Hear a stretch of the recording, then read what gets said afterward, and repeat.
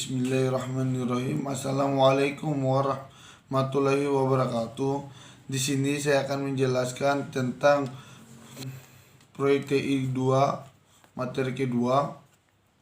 Pertama, dari fase definisi, tujuan untuk memahami dengan baik masalah-masalah yang dihadapi oleh user dalam memperkirakan biaya, waktu, dan penyelesaian suatu proyek,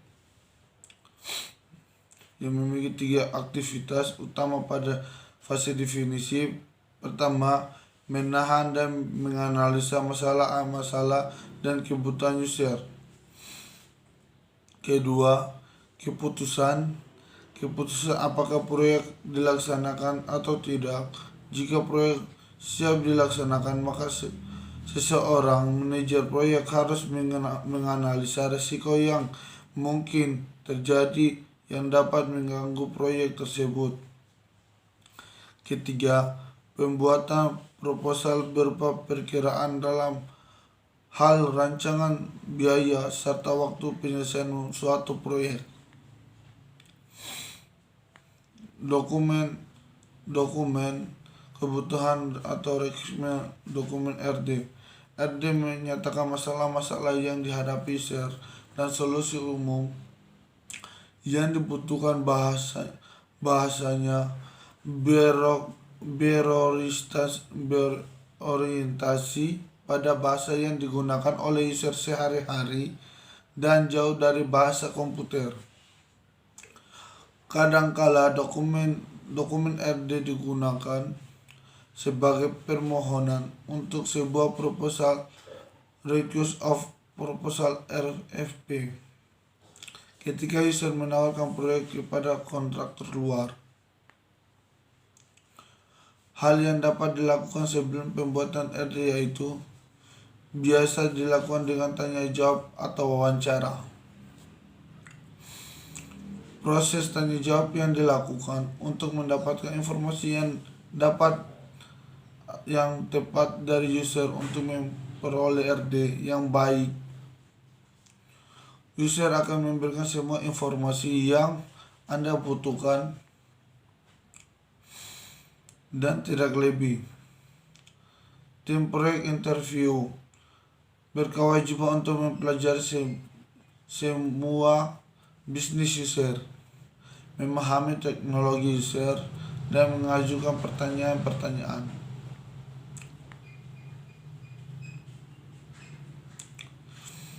Siapkan rencana untuk melakukan wawancara, pelajari tentang bisnis yang mereka lakukan, dan tulislah pertanyaan-pertanyaan yang akan diajukan. Berikut pertanyaan yang berhubungan dengan wawancara yang dilakukan.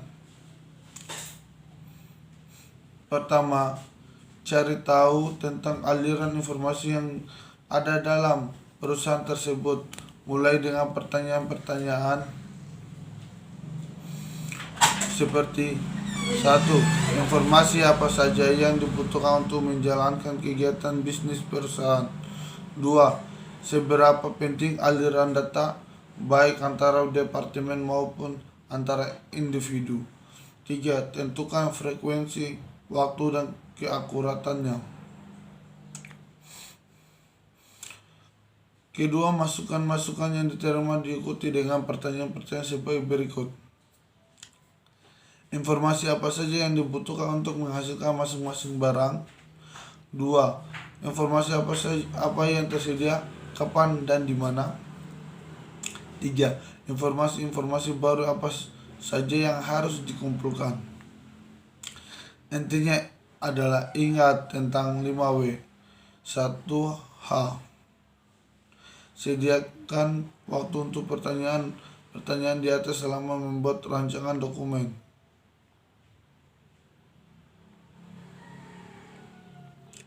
Hal-hal yang terdapat dalam rancangan dokumen.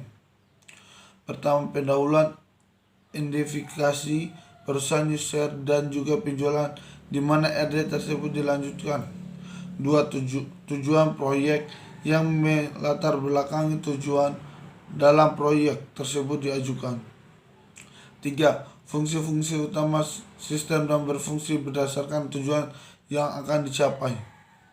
4. peran umum, informasi apa yang dibutuhkan dan dihasilkan dari sistem informasi itu input secara umum. Input data apa yang diperlukan untuk menghasilkan output. 6. Kinerja, performance.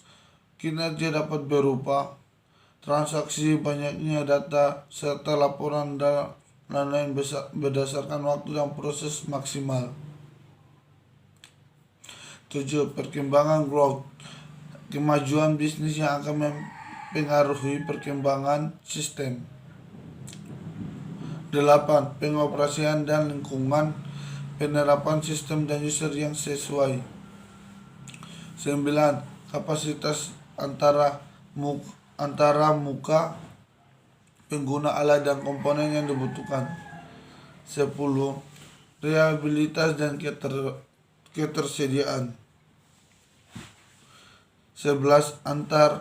Antar muka dengan pemakai interface. 12. Pengaruh organisasi. 13. Pemeliharaan dan dukungan.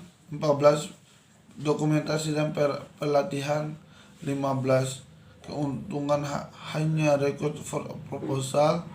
16. Pernyataan dan kondisi. Tanggung jawab user.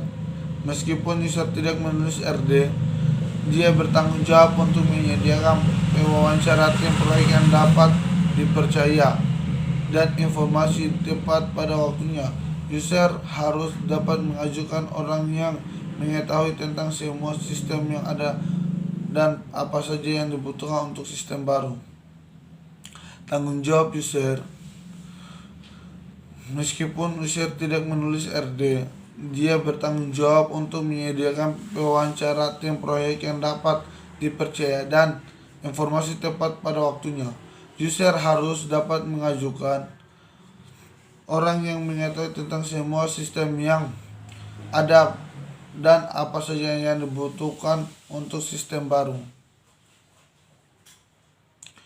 Keputusan untuk melaksanakan atau tidak melaksanakan proyek. Ada 3 hal. Pertama, setelah kebutuhan ditetapkan, langkah berikutnya adalah memutuskan apakah proyek bernilai untuk dikerjakan atau tidak. Yang kedua, untuk membantu membuat keputusan itu, suatu studi kelihatan dilakukan untuk menjawab pertanyaan, dapatkah sistem itu dibangun secara teknis. Ketiga, sayangnya tidak semuanya mungkin secara teknis, sehingga pertanyaan-pertanyaan untuk dijawab diubah menjadi dengan biaya berapa sistem dapat dibangun dan apa keuntungannya.